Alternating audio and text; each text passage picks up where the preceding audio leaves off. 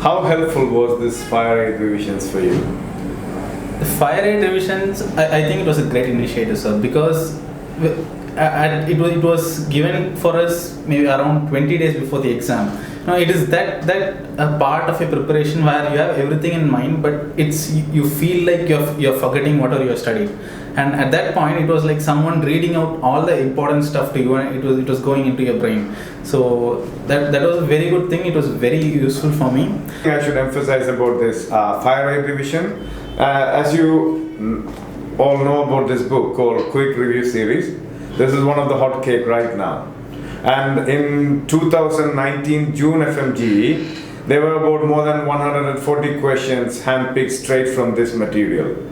So what we thought was, when we got such an idea that this is one of the best last minute revision material available in the market, we came up with an idea that we would try to convert this material into a visual form or audio visual module.